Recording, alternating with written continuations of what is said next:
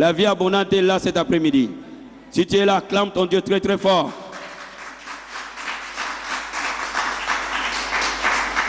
Je crois de tout mon cœur que ce message va te bénir. Je crois de tout mon cœur que ce message va nous impacter. Ce message va t'impacter. Ce message va impacter toute personne qui sera en contact avec la parole de Dieu. Alléluia. Le thème de ce soir, c'est vivre dans la victoire. Quelqu'un peut dire amen. Vivre dans la victoire. Et nous avons quelques passages bibliques dans Matthieu chapitre 17.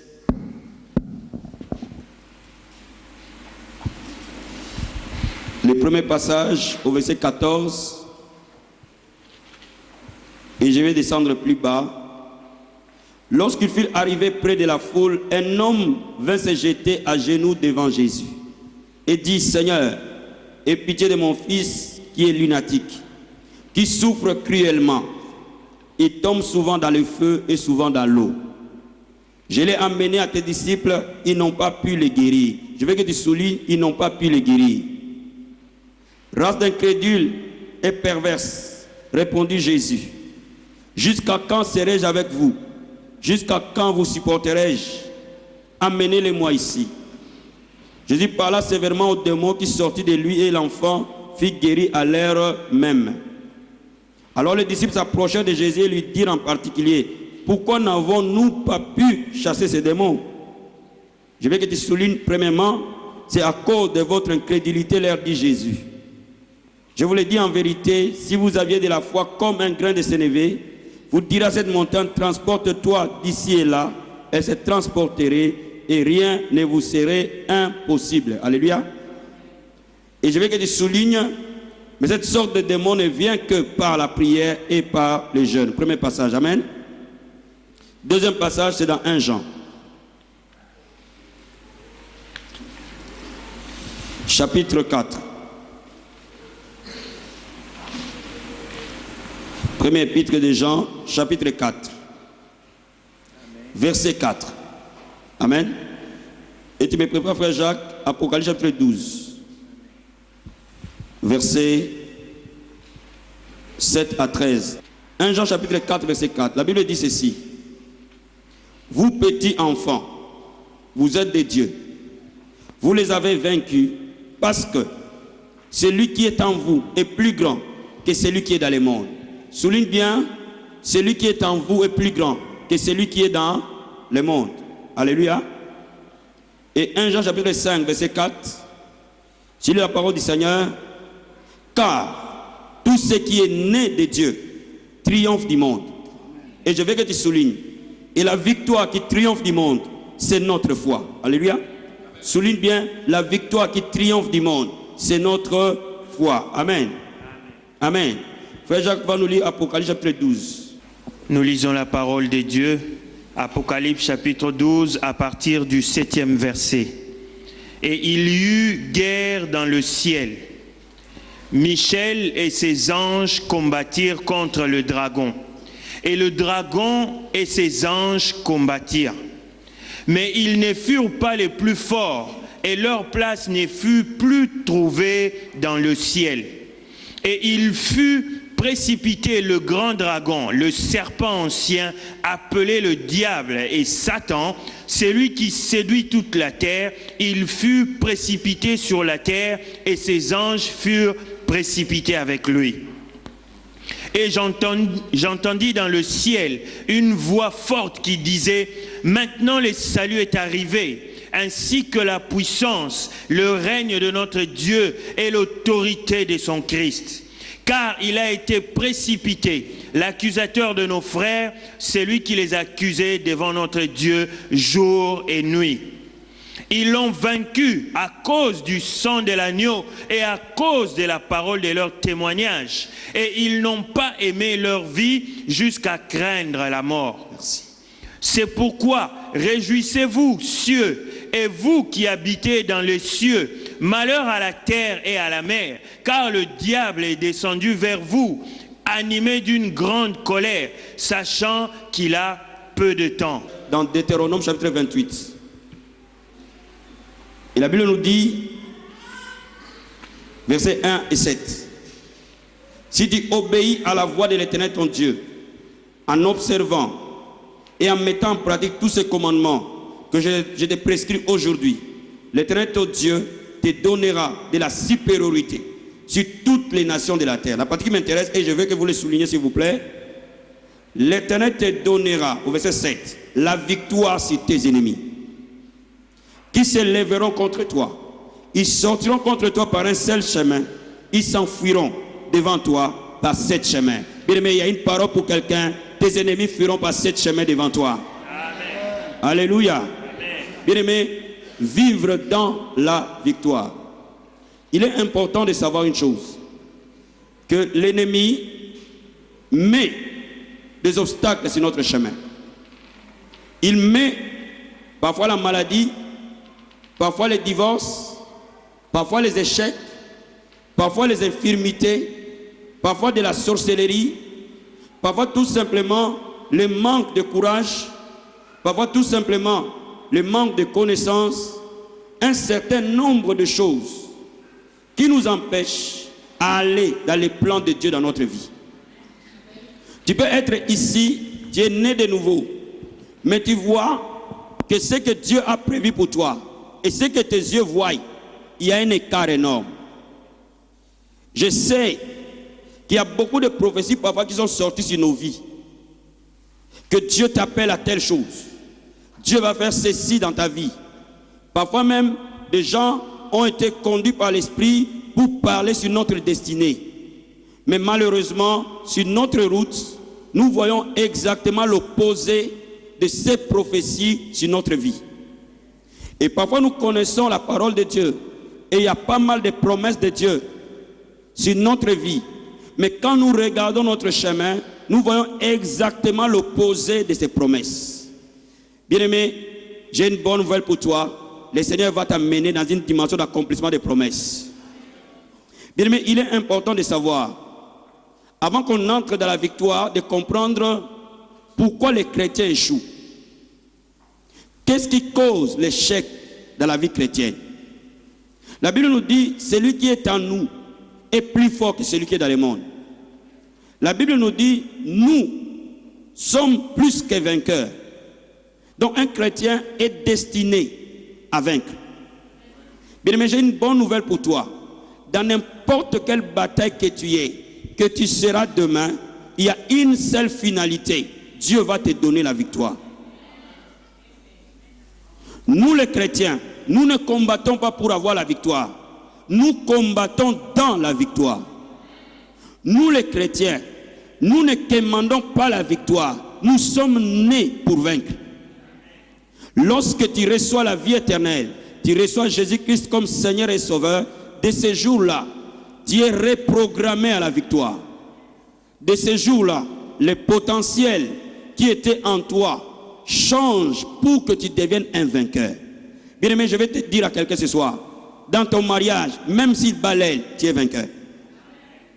Je dis à quelqu'un ce soir, dans les finances, même si tu es surendetté, tu es vainqueur. Je dis précisément pour l'éducation de tes enfants, même si on dit qu'ils n'auront jamais de diplôme, ces enfants-là auront une destinée glorieuse. Je parle à quelqu'un ce soir, même si tu vois ta vie n'est jamais décollée, même si tu ne sais pas ce que tu vas manger demain, mais laisse-moi te dire, tu as la victoire. Je dis, même si dans la famille, la sorcellerie bat son plein, l'envoûtement règne, même si tu as l'impression que tes ennemis sont plus forts que toi, même si tu as l'impression que tu pries, tu cries, tu gênes, mais rien ne bouge, mais je te dis, la finalité, tu es vainqueur. Bien, mais avant que tu accèdes à la victoire, tu dois connaître la vérité. La Bible dit, vous connaîtrez la vérité, et la vérité vous affranchira. Bien, mais le diable est un menteur. Il n'a jamais été dans la vérité. Et il cherchera à te tromper. Bien aimé, même si tu pries, vous avez parfois des chrétiens, ils dorment, quelqu'un est en train de l'étrangler, et il dit au nom de Jésus, mais la personne continue à l'étrangler. Amen. Alléluia. Bien aimé, laisse-moi t'expliquer une chose. Même si tu vois ces rêves-là, ce n'est qu'une illusion. Il va partir. Même si toutes les portes devant ta vie sont fermées, ce n'est qu'une illusion. Parce que le diable est un menteur. Une porte est ouverte. Ce message a pour but de te reprogrammer à ce à quoi Dieu t'a destiné. Quelqu'un peut dire amen. Mais laisse-moi te dire, avant qu'on aille, comment on peut réussir, il faut savoir pourquoi les chrétiens échouent. Et quand nous lisons le livre de Matthieu chapitre 17, nous voyons les 3 causes essentielles de l'échec des chrétiens. Les apôtres ont vu Jésus guérir les malades, ont vu Jésus chasser les démons. Les apôtres ont été équipés. Jésus leur a communiqué puissance et force pour qu'ils chassent les démons comme lui, pour qu'ils guérissent les malades comme lui. Mais quand ils étaient en face de l'adversité, ils n'ont pas pu faire comme leur maître. De la même manière, la Bible dit, ils imposeront les mains aux malades et seront guéris. Et la Bible dit, en mon nom, ils chasseront les démons. Mais laisse-moi te dire, les chrétiens peuvent ou ne pas vivre les promesses de Dieu. Les chrétiens échouent dans la vie, premièrement à cause de leur incrédulité. Le manque de foi produit les échecs dans la vie. Le manque de foi plutôt, produit la destruction dans ta vie. Quand vous lisez ces passages, Jésus-Christ définit clairement pourquoi ces chrétiens ont échoué. Ils ont échoué parce qu'ils étaient incrédules. Ils ont échoué parce qu'il leur a manqué la vie de prière. Ils ont échoué parce qu'il leur a manqué la vie des jeûnes. La première cause de l'échec, c'est l'incrédulité. Dis à ton voisin, bannis l'incrédulité. Dis, bannis l'incrédulité.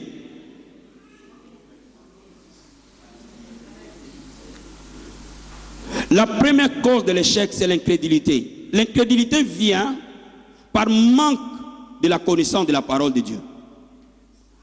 Bien aimé, quand on devient enfant de Dieu, on a des droits. Et tu dois savoir tes droits dans le royaume de Dieu. Tu dois savoir que Dieu t'a déjà donné un certain nombre de choses qui te sont données par grâce. Et que tu dois te tenir sur ces choses-là, sur ces promesses-là. La Bible dit, quelqu'un est-il malade, qu'on appelle les anciens de l'église, qu'on puisse le oindre d'huile, et la prière de la foi sauvera les malades. La Bible n'a pas dit la prière de la foi pourra sauver les malades. Mais la prière de la foi sauvera le malade. Cela veut dire que s'il y a un malade ici, si on lui impose les mains, il sera sauvé. C'est un droit. Le diable exploite déjà notre manque de connaissance de la parole de Dieu. Et la Bible nous dit, vous connaîtrez la vérité vous affranchira. Cela veut dire que ce que Dieu t'a donné dans sa parole est la vérité. La Bible dit, mon serviteur prospérera. Il montera très haut. Bien aimé, laisse-moi te dire, même si tu n'as que 2 babouches, mais la parole de Dieu ne changera pas, c'est la vérité. La Bible dit, je veux que les jeunes se marient et qu'ils aient des enfants et qu'ils fondent des familles. Bien aimé, même si tu as 38 ans, la vérité est que tu te marieras. Refuse de croire le mensonge du diable. Refuse de croire les paroles de ton père qui contredit la parole de Dieu. Refuse de croire les regards des gens qui contredit la parole de Dieu. Refuse de croire ce que les gens pensent de toi. Aligne-toi sur la parole de Dieu. Elle est la vérité. Elle ne bougera même pas d'un seul iota. Mais si tu veux être un vainqueur, tu dois avoir une foi ferme et tenace. Tu es ce que Dieu a dit que tu es. Tu peux devenir ce que Dieu a dit que tu deviendras. Tu possèdes ce que Dieu a dit que tu possèdes. Tu as ce que Dieu a dit que tu as. Lorsque tu veux vivre dans la foi, il faut que tu comprennes les bonnes intentions des gens peuvent ou ne pas être la vérité. La Bible dit, tout ce que on voit est passager. Ce qu'on ne voit pas éternel. Cela veut dire, laisse-moi t'expliquer, ton chômage est passager parce qu'on le voit. Le sida est passager parce qu'on le voit. La stérilité, elle est passagère parce qu'on le voit. Tout ce qu'on voit est passager, mais ce qu'on ne voit pas est éternel. La parole de Dieu demeure à jamais. Cela veut dire, je parle à quelqu'un, la situation que tu vis, elle est passagère, mais la parole de Dieu, elle s'accomplira dans ta vie. Lorsque je vais croire, je refuse de regarder aux circonstances qui contredisent la parole. Je refuse de croire à la bonne foi des gens qui m'entourent, l'instant où ils contredisent ce que Dieu a dit sur moi. Je refuse de croire, même ce que mon père dit sur moi, dès l'instant où ce qu'il dit est contraire à ce que Dieu dit. Je refuse de croire ce que mon mari dit de moi, ce que ma femme dit de moi, dès l'instant où ce qu'elle dit, où il dit, contredit ce que je suis. Bien-aimé, refuse. J'ai refusé pendant des années qu'on me dise que je suis nul. J'ai refusé pendant des années qu'on me dise que je ne peux pas. J'ai refusé pendant des années qu'on me dise que je ne suis pas capable. La Bible me dit, je peux tout faire par celui qui me fortifie. Croire, c'est posséder la parole comme la tienne.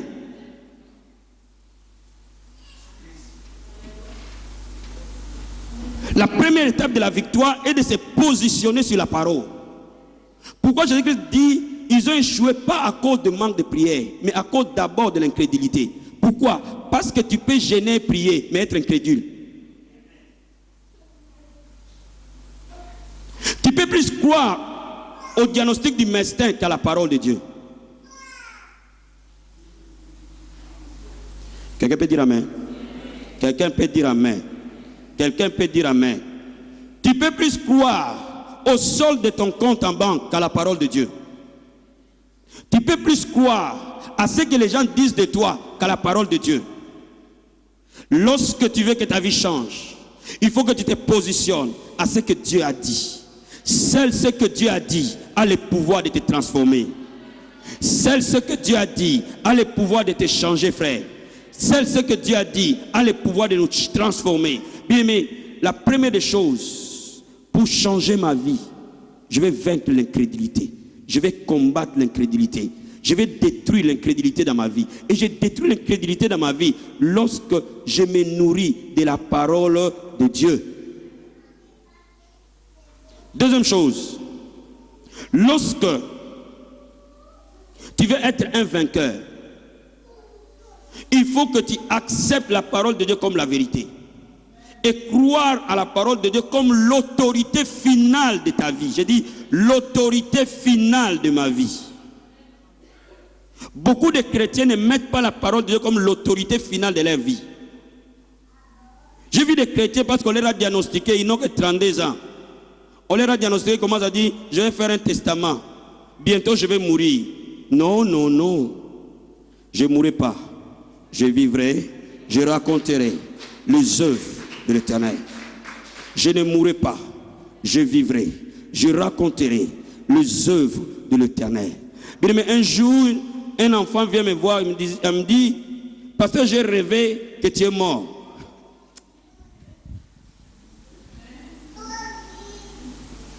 Et tu nous as réunis. Il dit, je retourne au Père. Vous savez, le diable est un menteur.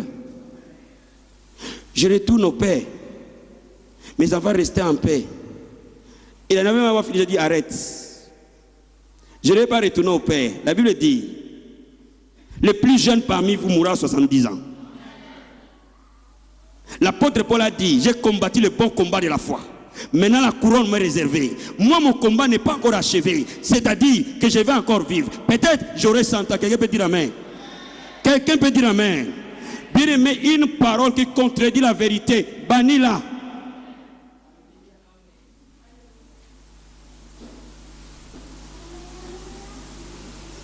Deuxième chose, lorsque tu veux vivre dans la victoire, il faut que tu aies une vie de prière et une vie de prière continuelle.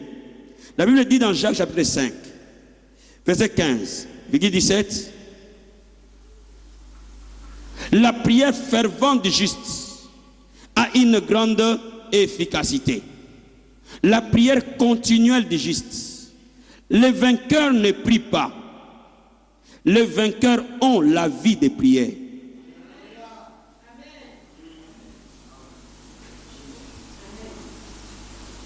Les vainqueurs ont la vie de prière. Il y a une grande différence entre prier et avoir la vie de prière. Un vainqueur vit dans la prière. Quelqu'un peut dire amen? Quelqu'un peut dire amen? Quelqu'un peut dire amen? Tu es un vainqueur dès aujourd'hui si tu comprends que maintenant il faut que tu bâtisses la vie de prière. Et voilà pourquoi il y a 5 secrets pour bâtir une bonne vie de prière. Les chrétiens échouent quand ils prient, quand ils sont en vie.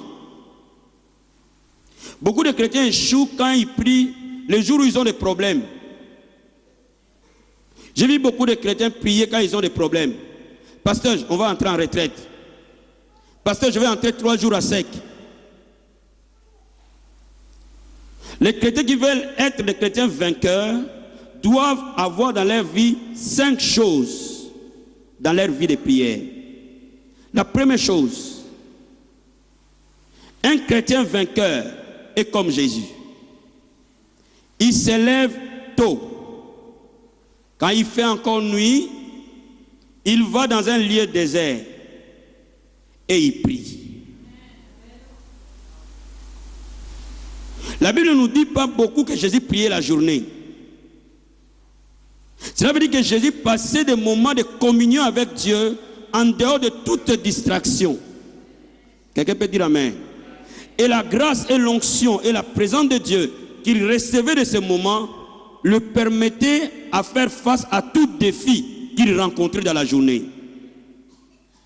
Un vainqueur est celui qui programme sa vie pour mettre Dieu comme alpha. Dans chaque journée qui se lève, il est alpha. Avant que je rencontre les hommes, je rencontre Dieu. Avant que je parle aux hommes, je parle à Dieu. Bien, mais quand il y a la vie de prière matinale, tu commences à être un vainqueur. Quelqu'un peut dire amen? Quelqu'un peut dire amen?